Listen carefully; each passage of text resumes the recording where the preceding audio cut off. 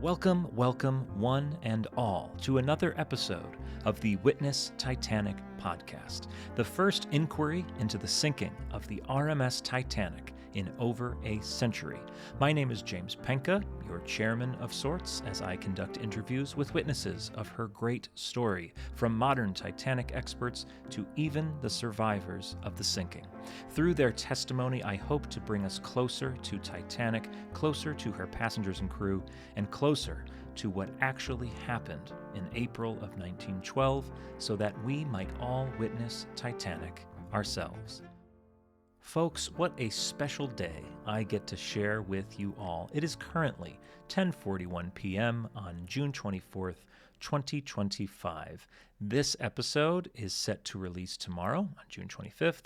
I have to record it and edit it all before tomorrow. We will see if that is accomplished, but ideally, you are listening to this episode on June 25th, 2025, which is a special day for many reasons. First, today marks 1 year since the release of Episode 1 of WITNESS Titanic. It also marks 34 years since day one of my life. Yes, I released Episode 1 of this podcast on my birthday last year as a way to make my special day all the more special. A great idea at the time, but I realize now that for as long as this podcast is up and running, I will always have to plan and post an anniversary episode on my birthday. Not very well thought out on my part, but it's too late to go back now. But what a milestone to reach, 1 year of any project.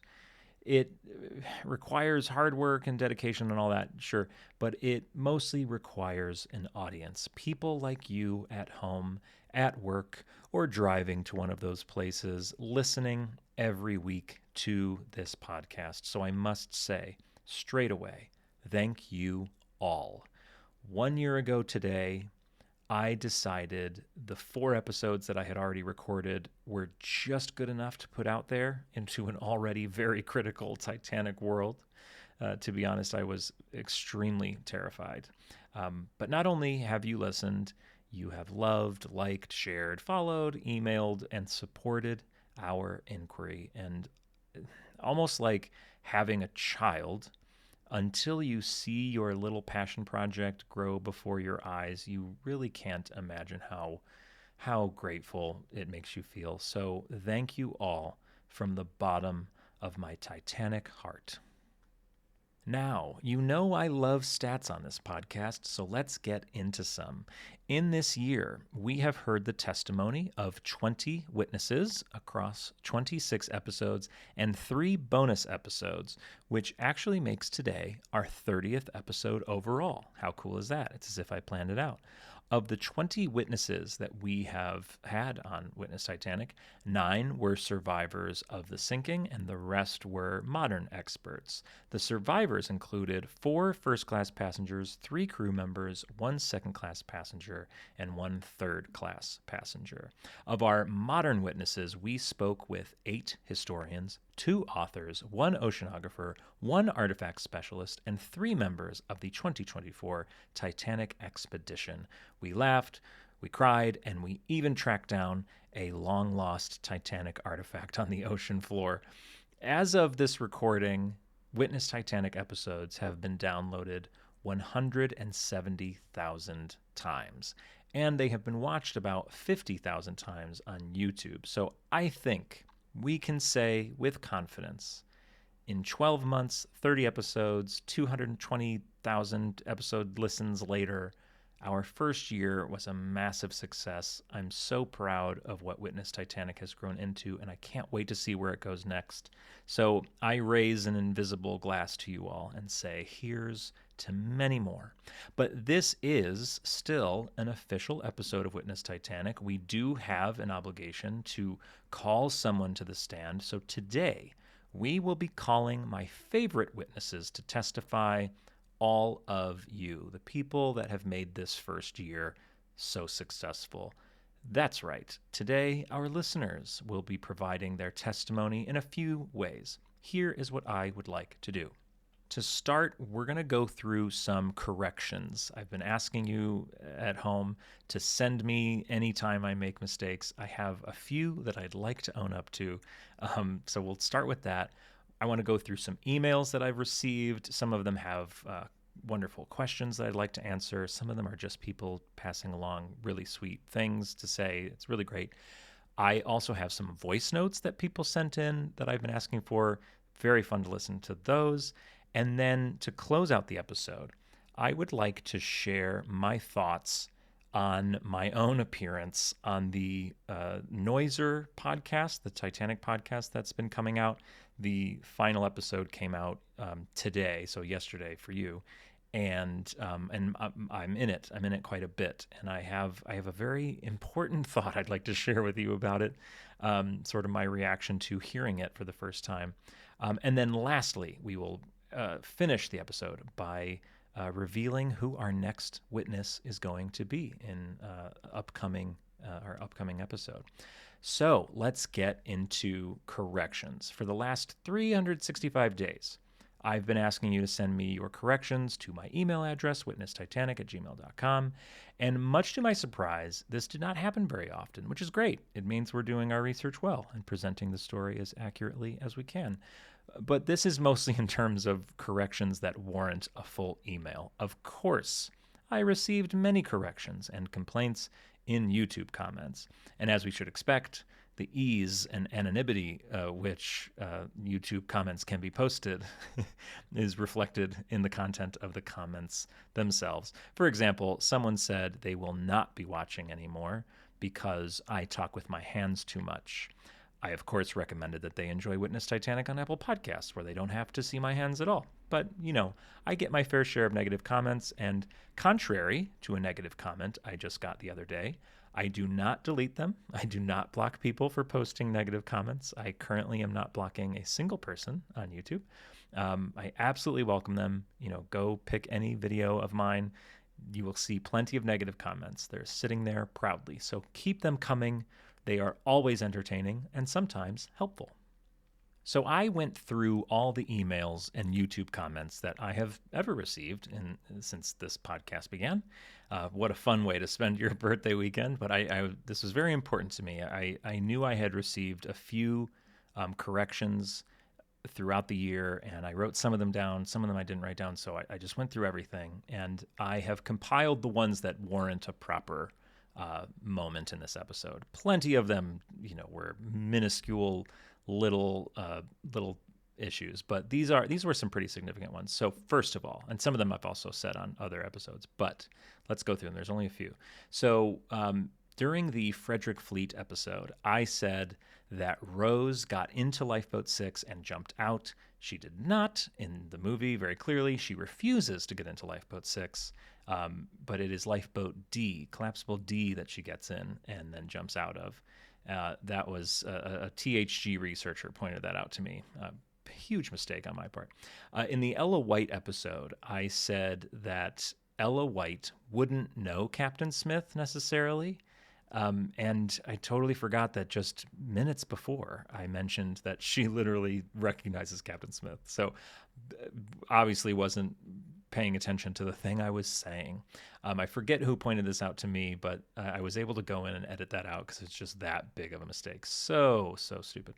I also said in that episode, I said in the Archibald Gracie episode that he was the oldest witness that we had spoken to on this podcast, but we actually spoke to Ella White, who was 1 year older. She was 55. So Ella, at this moment, is the oldest person that we've spoken to from the 1912 side of things. I also mispronounce a lot of things due to my uneducated American accent. There's a lot of, British phrases and names of towns and maritime terminology that I am not saying correctly. And so I appreciate everybody for pointing these out. One of the very first emails I ever got, somebody pointed out that it's Leif Erikson, not Leif Erikson. There you go. I got this one corrected a couple times, but the one that I saw was from Triest MX on YouTube. I've been saying gun whale, and that's how it's spelled, Gunwhale, gun whale. That's the sort of the top of the lifeboat that you have to step over, the kind of the railing of the lifeboat if you were to hold on. It's a gunwale, but it's pronounced gunnel. Did not know that, so I'll try to say that from now on. In a similar vein, Fiona X Ireland on YouTube pointed out that I was saying Julian pipes, because that's what it looks like, but it's pronounced Uilleann. Uilleann pipes. So Eugene Daly had a set of Uilleann pipes that he played on board. I also tend to say light holler. I tend to put another H in his name. It's Lightoller. It's hard for me to say. I don't know where I got light holler from, but someone pointed out that I say his name wrong every time. I never really noticed that. I guess I just Lightoller. I don't know. I'll work on that. And then last little correction from Cheryl Bremner, 7829. I thought I was ahead of the game with this one. I've been saying Derbyshire because I knew, in the States we would say Derbyshire, but I knew that you guys over there on the other side of the Atlantic, the word shire is more like sure or something. So I thought I was ahead of the game saying Derbyshire, but apparently it's pronounced Derbyshire or Derbyshire. Derbyshire. I don't know. That's a tough one. I will keep working on my on my British town names. And there's another correction coming up in one of the voice notes that's kind of in that same vein. Now, this next one isn't so much of a correction as it is just additional information that I didn't know that somebody wanted to add to an episode where I did not know this little fact, which is cool. I got an email from Minna. I hope that's how you say it. Minna says that she's a huge fan of Titanic and also women's fashion of the 1800s and early 1900s. And while listening to our episodes last season about the 1997 film, she wanted to add that the part where Rose's corset is tightly laced is historically inaccurate. There is a term called tight lacing, where a woman would purposely tighten their corset so tight that they would probably feel uncomfortable, but this was a fashion trend. The portrayal of women's clothing being connected to suppression or to portray female anguish through corsets is kind of overused. I love that. Love that email. Thank you, Minna, for sending that to me. You guys know I love pointing out and sort of knocking over these tropes and these things that we use for storytelling purposes. And this is one I didn't know about, so I will add it to my toolbox. That maybe these scenes of women being restricted by their own fashion. Maybe it's a bit overused, as Minna says. So thanks for that. So all of these corrections so far, very light, not a big deal.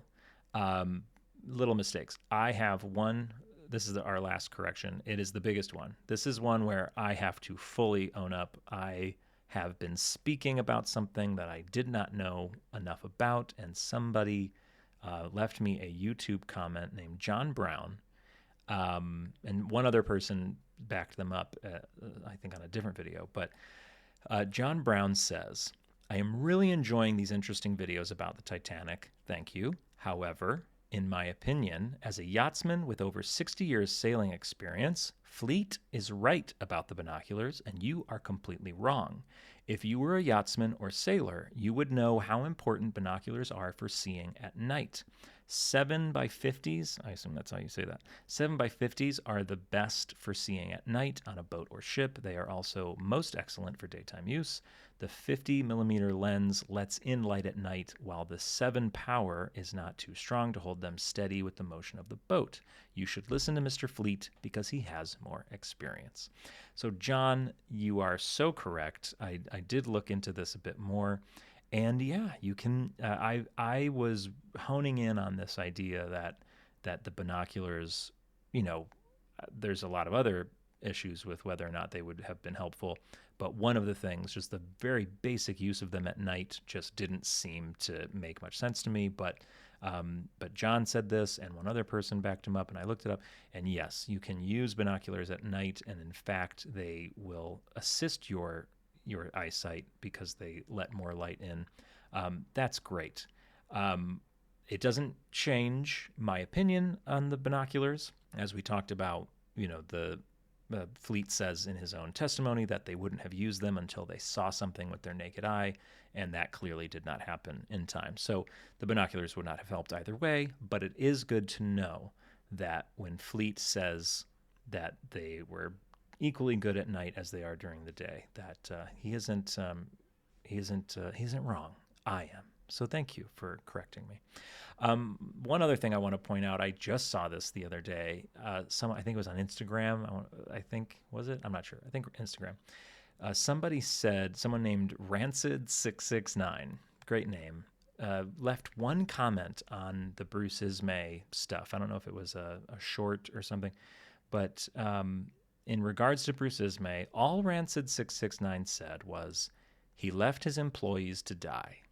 That was his only comment, and it really hit me. Like such a simple comment. I've been going back and forth with people all month about Bruce Ismay, and all year about Bruce Ismay, and whether or not he was a bad guy. And I've defended him a whole bunch, and I still will. This doesn't, necessarily change, sort of like the binoculars thing. It doesn't change the facts of the matter, but it is a very interesting new way to look at Bruce. I've been thinking about him in terms of the ship. He's not the captain. Why do we expect him to go down with a ship like a captain? But to think of him as leaving behind his employees, that's pretty good. That's a really good thought that I've sort of not come across before.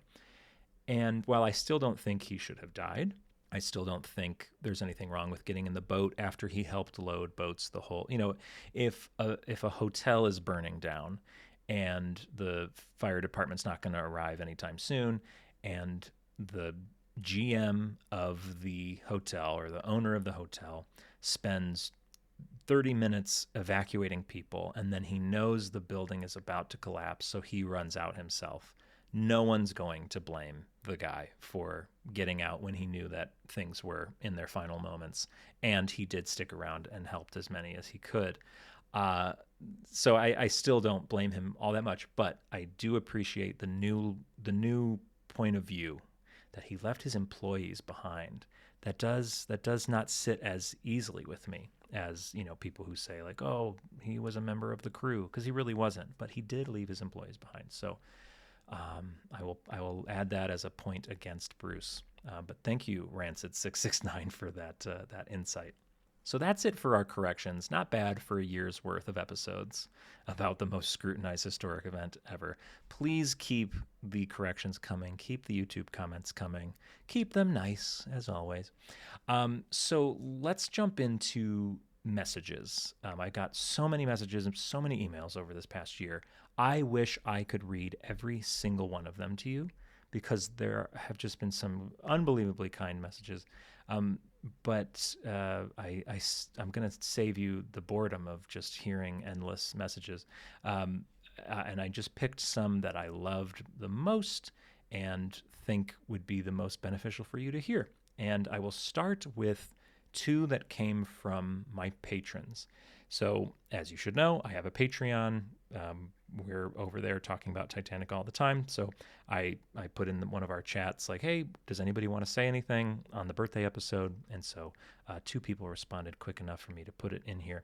So Carter is our first message. He was my first patron, in fact. So thank you, Carter, for joining something that didn't exist. He says he wanted to wish a massive congratulations on the milestone of 1 year of Witness Titanic. I'm personally more of a rivet counter researcher when it comes to Titanic and hadn't really devoted the time to studying the people themselves. It wasn't until your first episode premiered a year ago that I was instantly captivated by what was, to me, a whole new world of Titanic research. Patreon isn't something I'm normally a big fan of either, with my only other subscription being Titanic Honor and Glory.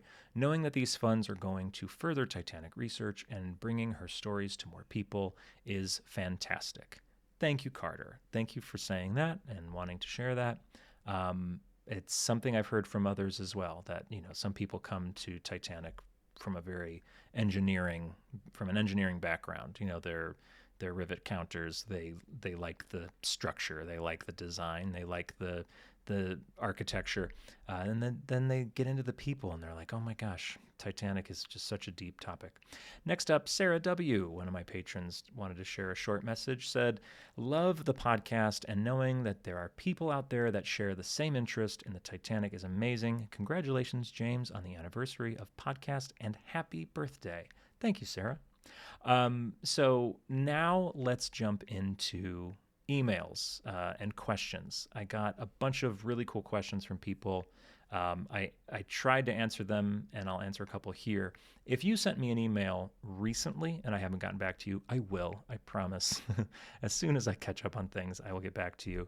I tend to respond to every email. I apologize if you get through the slip through the cracks. But first question, I got this from a few people. They want to know what the new music is.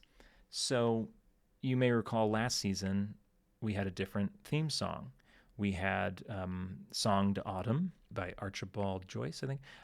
It's thought to be the last song that the ship's orchestra played. It has that sort of sad vibe to it, so it's kind of perfect. Unfortunately, it's not in the public domain in the UK just yet, and so YouTube kept flagging all my videos, and it was getting really annoying, so I knew, okay, when I start my new season, I'm going to have to pick new music, and I found the perfect two pieces to use. So the waltz that you hear, the pretty that like background music, that is called Flower Song. Blumenlied is the original, German, I assume, name, by Gustav Lang. That's just a perfect little background song to accompany, the beginnings and the endings of our episodes. The song was arranged by Ege Erdogan. I thank him all the time on here because his work is incredible. He sent me the song. He sent THG the song with all the instruments individual, so you can put whatever instruments you want in. And I actually just have playing, in case you know the song and have been wondering. I took out like half the instruments, so it's really just the bass instruments and a piano. So it's really simple, so it's not as distracting because I'm usually talking over it. But the thing I'm the most proud of is the little piece of music that opens every episode. It's just like a couple piano chords.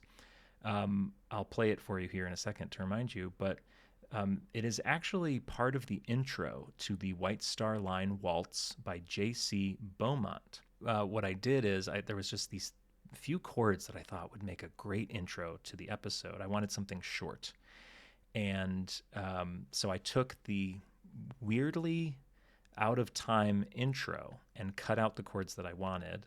And then I cut it off before the actual White Star Line Waltz begins. But I'll play you the whole thing right now so you can just hear. So this is the full intro of the White Star Line Waltz, and once the waltz starts, I'll cut it off. But this is where our intro comes from.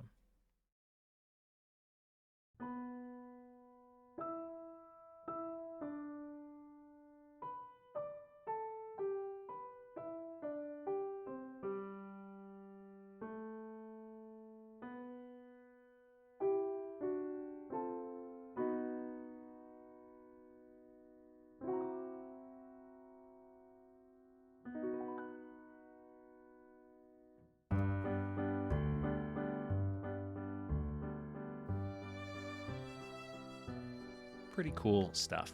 Okay, so I also got an email from another patron. This is actually my most recent patron. He just joined. His name is Jakob. Jakob is from Slovenia, and it's a very cool email to get because he points out something that I already knew, but it's always fun to connect on these things. Jakob reminded me that June 25th, my birthday, is also the birthday of his country, Slovenia. Slovenia declared their independence on June 25th, 1991. That is actually the exact day that I was born. I was born on June 25th, 1991. So Slovenia and myself are the same age. And the reason I know this is because I am Slovenian myself, about 50% Slovenian. My father is 100%. Both of my grandparents spoke Slovenian, and their parents were, born in Slovenia. So, and I've been to Slovenia. I got to visit for a day, and it was very emotional because my family is very proud of being Slovenian. But I always thought as a kid how cool that I'm literally the same age as the country that I'm from.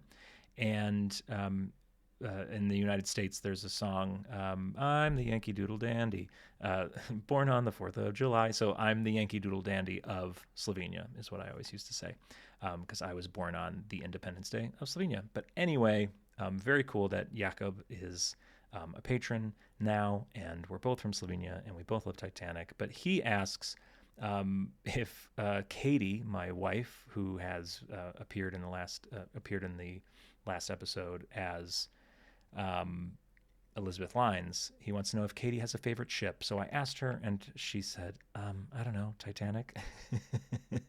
She doesn't know ships as much as the rest of us. And then he wants to know if I could add one thing from Titanic to my private collection, what would it be? Well, first of all, obviously, anything that is actually from Titanic, any actual Titanic artifact, should not belong to one person. It should be in museums. It should be where anyone can see it. But if that wasn't a thing, and I literally could have anything from Titanic, I honestly would just want like a rivet in a case. I think the rivets are just such a perfect representation of Titanic. They are the reason Titanic was held together, and they're representative of the shipbuilding of the time.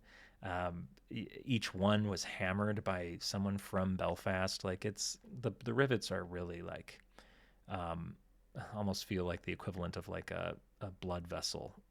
It's just they're so cool. So I wouldn't mind having a rivet. They're also small, so they don't take up much space. And then Jakob finishes his email by saying, "It's been a privilege typing this message to you, and thank you again for bringing joy to us with this wonderful podcast. You are keeping the grand machines and people behind it in our hearts and minds." Thank you, Jakob from Slovenia. So glad to have you on board. Next up, another question from David G. David says, "Hi, James. Happy birthday. Love the podcast and have been a day one listener." Thank you, David. Very kind of you. "I was hoping you could go into more detail on Colonel Archibald Gracie's mass of humanity converging on the boat deck comment. Could we hypothesize how they would have arrived on the boat deck? What route did they take, given where Gracie was at that time?" So, yes, we can. He is at the forward lifeboats, all the collapsibles all the way forward, and he's now running towards the stern. And almost immediately he runs into this mass of humanity. So we have to assume that this mass of humanity is coming from the first class grand stairs, which is right there. And he says that they were steerage or second class passengers, men, women, all kinds, and it's quite a number of people all coming up at once. So we have to assume, because the ship has sunk as far as it has by the bow, that they definitely didn't come from very deep in the first class grand stairs, because they're pretty much flooded all the way up to the boat deck, almost. So we have to assume that if they came from the grand stairs, they came from A deck, probably not B deck because that would have been flooded. So they came from aft on A deck. So they either came running from the promenade on A deck or from the first class lounge. But here's my theory. So this is a group of people, probably third class passengers, that were staying below for one reason or another. We can get into debates on if they were held back by stewards. We can't get into debates if they're held back by gates, because we know that did not happen. But stewards could have told them, "Hey, stay here a little longer. It's not your turn," or whatever. And let's say that's happening on the aft well deck, which would make sense that all these people would be gathered there. And in the final moments of the ship sinking, they're just like, "We're done. We're going up. Get out of our way." So they all rush up where those gates would have been, the little gates that they could just hop over. Now, the second class stairs are right there, and that's the easiest way up to the boat deck, but they don't take those stairs. So here's my theory. They run straight into the first class areas through the Café Parisien. They run forward. They reach the first staircase they would see is the aft stairs, and take that as high as they can go, but that doesn't go up to the boat deck. It only goes up to A deck.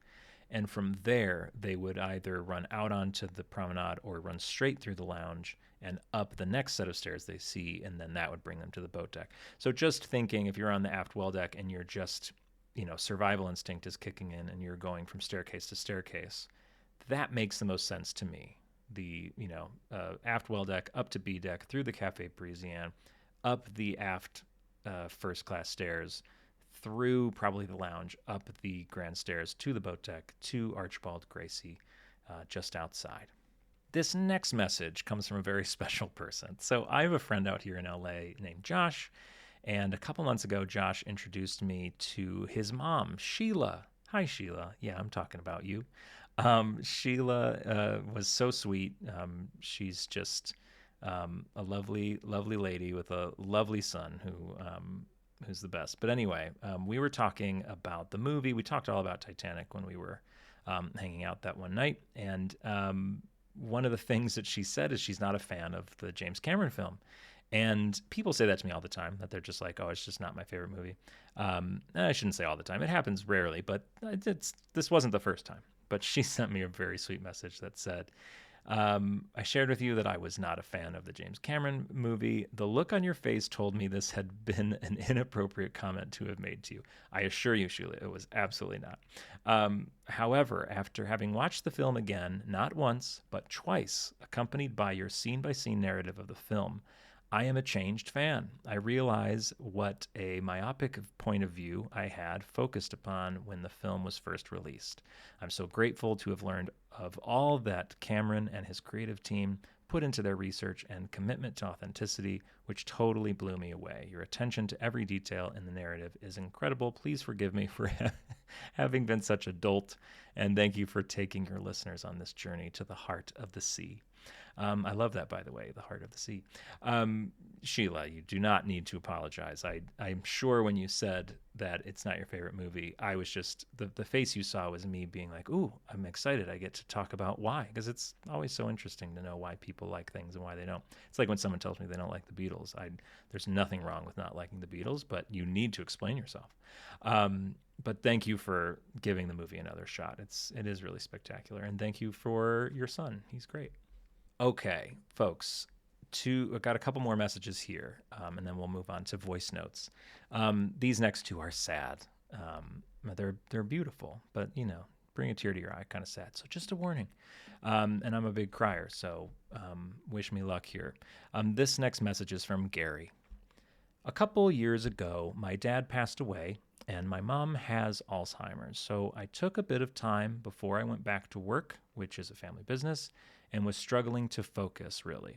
Eventually, my wife suggested I try a podcast to listen to whilst working. She said, what would you be interested in? So I obviously said Titanic, half joking, but your podcast came up, and that's how I found you. I can honestly say I have listened to season 1 in its entirety now more times than I probably should have. Ha ha. But in all seriousness, it has genuinely, actually helped me these past 6 months and reignited my love for the ship. So thank you. Ironically, though, the one and only person I would love to tell all about it and who would actually be super interested would be my dad. Oh, Gary, what a wonderful story to share. Sorry to hear about your father.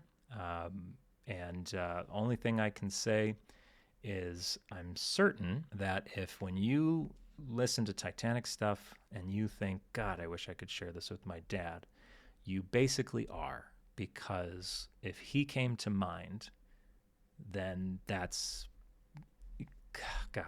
good enough. That's you guys connecting on Titanic. He doesn't have to be here for you guys to connect on Titanic. So, thank you for sending that message. I'm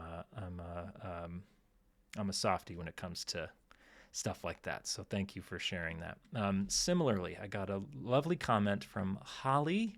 I don't know the rest of Holly Cax, 1958.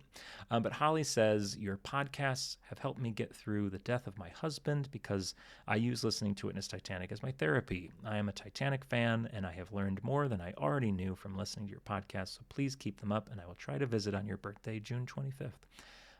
Holly, also sorry to hear about your husband, but I'm just so grateful to have been a part of your journey through that. very, very honored. Next message. Let's go a little happier. This one's very sweet. I got a message from a youngin named Kieran. It says, "To James, my name is Kieran. I have listened to many podcasts, but this is by far my favorite. I have loved to learn about Titanic since I was 6 years old. I am currently 11, and there is no budging me from my greatest interest. It was my birthday on the 29th of May, and I got the Lego Titanic, and you won't catch me building without your podcast on. I listen to it every time I can. Thank you for reading this, Kieran." Happy birthday, Kieran. I hope you are listening to this episode while building your Lego Titanic if you haven't already finished it. Either way, I'm so glad to be part of your greatest interest. Keep being interested in Titanic. Keep doing Titanic things. You'll see it just sticks with you for a lifetime. I'm 34 years old today, and I still love Titanic. I still love the Titanic story, and I bet you will too on your 34th birthday. Not too very far away. What am I saying? 23 years from now? Yeah, you've got some time. But thank you so much, Kieran, for the message. And folks, just to shout out that's it for the emails, but I just want to say to Bob, Paul, David, Emmanuel, Katie, Caroline, Noel, Simon, Aaron, Laura and Andre, Tristan, Kim, Tatiana, Catherine, Anita, Victoria, Noah and his son Eli, Jonathan, and Margot, to whom I say Sabona, to all of you, thank you for your emails, and to so many others, by the way. Like those were just some of the ones that I saw earlier today, and we had some back and forths. Just thank you for the emails. I wish I could read all of them, but you guys are great. Thanks for listening. Okay, now on to my favorite part of the episode. I've been asking for the last few weeks for people to send their voice notes. I thought it would be such a great way to let you hear the testimony of your fellow listeners. And I received so many, too many to share, all of them, but I'm going to play you 4 of them that I really, really liked. So let's dive into the testimony of your fellow witness, Katrina. Hi James, it's Katrina from Southampton, UK. You might have heard of it. So my connection with Titanic is probably pretty obvious.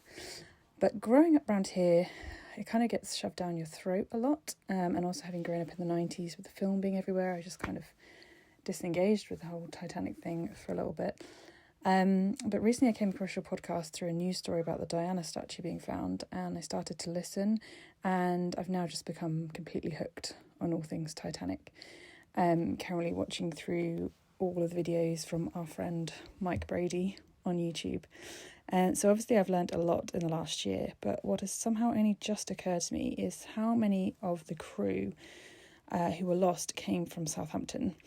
It's obvious, really, I suppose, but 542 people from Southampton died, and I think that's about a third of everyone who died came from Southampton, which is really crazy. There's a map you can go and see where they all lived, and the number of little red pins is just ridiculous. They're just all over the city, down roads that I know really well, even some down roads that I've lived in myself. Households losing multiple people, the breadwinners of the household just suddenly being gone, and it just must have been awful.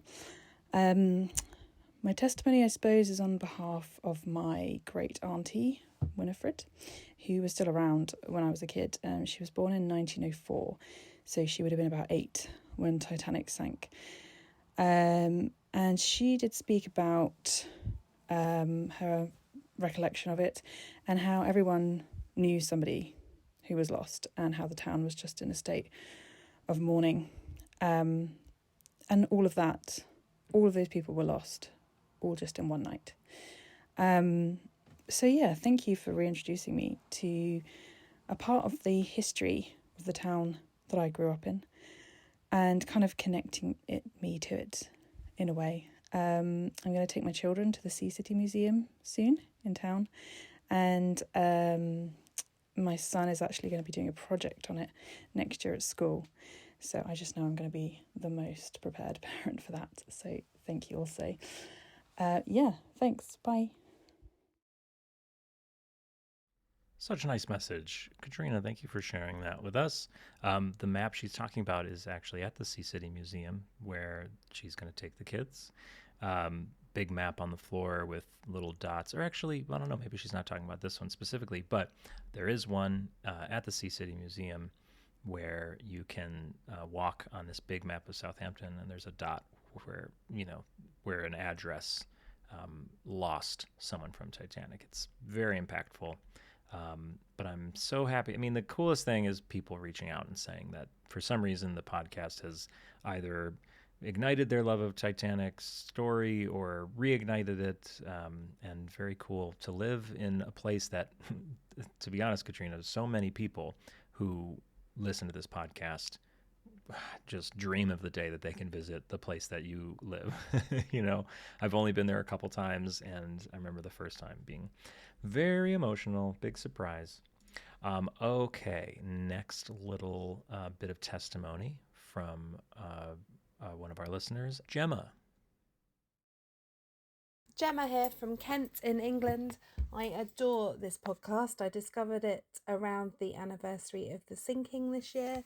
Every year I go through a real Titanic craze on the anniversary, and my husband says this one is lasting much longer than usual. We're now into mid-June, but I eagerly await your podcast every week.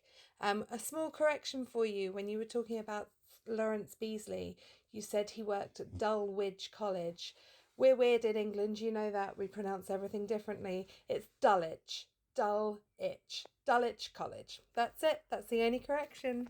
Bye.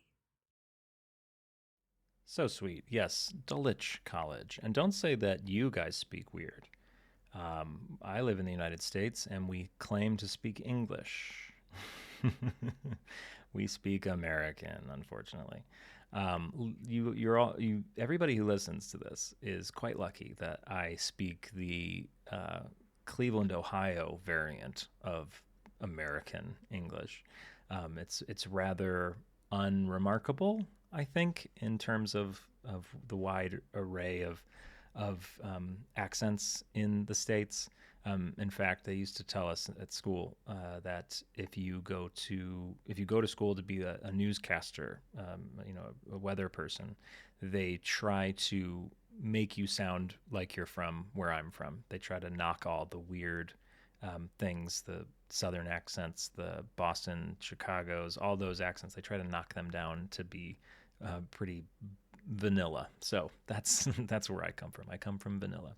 Okay, next voice message comes from Andy, who has a little insight to share about Frederick Fleet. And actually, speaking of accents, talk about his accent. Here we go. Hey James, it's Andy over in London here. Hope you're well. I just finished the Fleet episode, and I've been looking forward to it for so long because I'm a Frederick Fleet guy. I'm fascinated by him, and I thought I knew everything about him, and I thought I knew everything about the Senate inquiry transcripts about him. But I really, really enjoyed listening to the episode. So amazing job with that. One thing I just wanted to give huge props for and a huge pat on the back was that you read verbatim his sentence, which especially I suppose as a from an American perspective, maybe confusing. I don't know if I could shed any light, but where he says, "No, sir, there was just one passenger when we was lowering away. Come in the boat." I'm so glad you read it exactly as it said. I've got in my copy of the Senate inquiry in huge highlighted letters, "You can hear his accent," because, in the movie he's portrayed as like this Cockney geezer, this kind of like. You don't understand, or is that Hitchens' line about the throwing? Anyway, he's definitely portrayed as Cockney. Yeah, he's up in the lookout when Leo and Kate are kissing, saying, "Well, if that's what it takes to keep warm, I'd rather not, thank you." And that would fit with how the line scans when we was lowering away, come in the boat.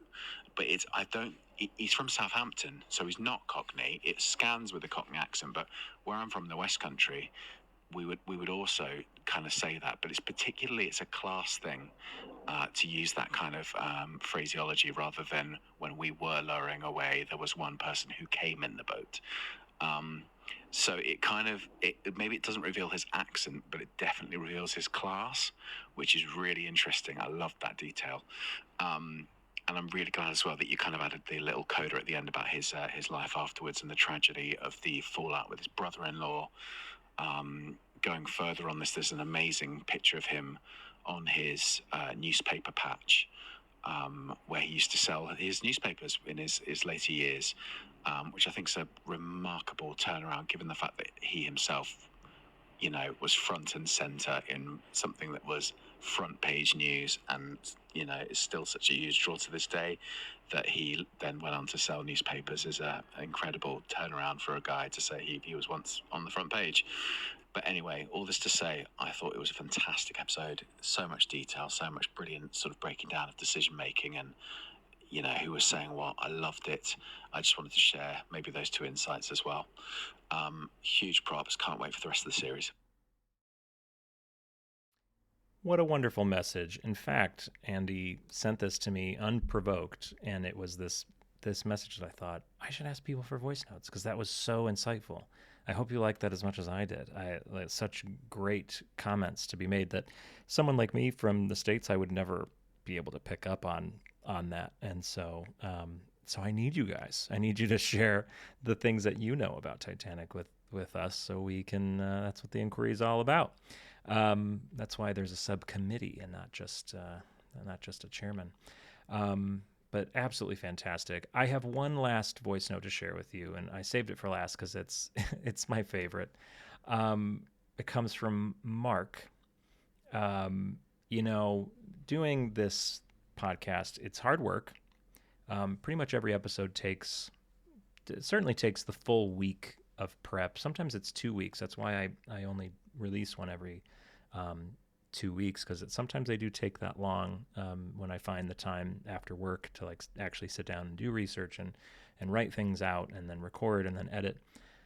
And it's sometimes, you wonder oh my God, is this really worth it? And then you get these wonderful messages, and of course it's worth it. And when you see the final product, of course it's worth it. But a message like this just hit home so hard. So Mark, thank you so much for sending this, but thought you'd all like to hear it too. Hi James, on your birthday I just wanted to say congratulations and thank you. Through your podcast and your creative work, you've given so many of us something truly special. You've brought Titanic to life, not as a tragedy, but as a collection of human stories. Real people, real voices, remembered with care and depth. You make us feel the past. You remind us that history isn't a list of dates, but a living echo of lives once lived. And in your hands, those echoes speak. So on this day, as we celebrate you, know that your work has meaning and that it matters to people you've never met. Happy birthday, James, and please keep telling these stories. We're listening. With admiration, Mark van der Linde, a Dutchman in Serbia. Wow, wow, wow. What a message to get. I played that for my wife after I listened to it once, and we were both, getting all teary-eyed. It's wonderful just to hear somebody say something that it's almost like fuel in the tank. I felt like I could run through a brick wall after hearing that. So thank you, Mark, for saying something so kind. And thank you all for sending these messages, whether they were voice messages, emails, little comments. I try to read every single thing, the good, the bad, the complaints, the praise, and I try to respond to absolutely everybody. If you ever sent me something and I didn't get back to you, do not be afraid to just send me another message, because it may just have slipped through the cracks, especially if you sent me something during the month of April when we were busy doing Titanic stuff. And I will absolutely get back to you, because it's part of the fun of doing this is getting to meet you guys and talk to you. So thank you all. To sort of take us to the end of this episode, I do want to share my reaction to the episode that came out of the Noiser podcast. So you may have been listening to this other Titanic podcast out there called Titanic Ship of Dreams. It's a Noiser history podcast. Well, yesterday they released the 13th and final episode of their in-depth retelling of the Titanic story. And from what I've heard, it's very good. Go check it out. It's great for beginners just wanting the whole story front to back, bow to stern. It seems great. But this last episode, episode 13, featured an interview from yours truly. Noiser reached out a few months ago to ask if I would speak a bit on the controversial topic of artifact recovery. Since I went on the expedition, they wanted to hear all about it, and they wanted me to talk about, is Titanic a gravesite? Should we leave it alone? Should we be recovering? If you've listened to this podcast or you followed the 2024 expedition that I had the honor of going on, you already know my feelings. In short, I don't think that we should damage the ship any further. She has seen enough destruction, but if there is an artifact of like Diana of Versailles, the statuette that we found, if it's just sitting alone in the sand of the debris field, just looking up to the surface, begging to educate the next group of elementary school kids on a field trip to the Science Museum, or if it's the luggage of a third-class passenger that can tell us about their life, someone whose only record of existence is the victim list in an old newspaper, I just think there is some true value and beauty in bringing these stories to the surface. Well, as is the way with these documentaries and podcasts, I've done a couple now. I was interviewed for over an hour, and I just have no control over what sound bites they use. They could honestly edit together whatever they want, and I just have to kind of live with it. They could even play scary music whenever I talk and sort of make me the villain of the episode who wants to dig up Titanic's remains. Who knows? Luckily, I felt like my words were used very well. I felt like generally every other speaker on the episode sort of shared my views. So I felt good about how things came across, with one exception, and I would love to talk about it. At one point during the interview, during the hour-long interview, we were discussing the use of the word gravesite and how I never really liked how people use that word to sort of scare others into being anti-recovery before allowing them to sort of form their own opinion. The word suggests that there are human remains all over the wreck, and we're moving bodies to the side to get to the artifacts, and we're digging into the wreck to find a diamond necklace in a safe. So in order to illustrate how the reality is, in fact, the complete opposite, that there's actually very little life of any kind down there. It's so dark, so remote, so cold, it almost feels completely sterile. I said, the wreck is more like a scrapyard in the middle of the Sahara Desert. So it's like a scrapyard instead of a graveyard. Unfortunately, this is a quote that made it into the episode without the context that led to it. So I was making an overly dramatic analogy to combat an overly dramatic analogy, but instead I just sort of sound like a heartless treasure hunter. Yay for me. To be clear, the wreck is very lifeless, but that doesn't mean I think it is emotionless. But aside from this, I think it went really well. It's a great episode with some great discussions from some very smart folks, myself excluded. Definitely go listen to the podcast and let me know what you think. And with that, folks, our witnesses all withdrew. What a year it has been. What a joy it has been sharing the Titanic story with you all. Please keep sending me your voice notes. I love hearing those. Maybe we'll get them in the next birthday episode. I'm probably going to take a week off from the pod, just a heads up. I'm unfortunately going to be slammed at my day job coming up with the upcoming holiday. I don't know if I'll get an episode finished, but we'll see. But 2 weeks from today, Witness and subcommittee tier patrons will get early access to our next episode, and 3 weeks from today, the public will get that same episode. Featuring which witness? Well, let me tell you. I put a poll out on Patreon, and I asked my patrons who they would like to hear from next. They were able to choose between the 3 classes of passengers or the 3 departments of the crew. And very smartly, our patrons chose the one option that we have yet to hear from on Witness Titanic. So episode 27, we will call to testify from the engineering department, leading stoker Frederick Barrett. Don't want to wait 3 whole weeks to continue our inquiry? Join us on Patreon. Want to help decide who testifies next? Join us on Patreon. Want to download transcriptions of each witness's testimony with my own annotations so you can follow along with the episodes? Join us on Patreon. Thank you all. One last time, thanks to my patrons. There's a whole bunch of you now, and you're so kind and so generous. Thank you all. Thanks to the Titanic Inquiry Project. I just like to shout them out whenever I can because, I don't know, without them, I'd have to open up a book of the inquiry and write out every word. So I'm just so grateful that it's already on the internet.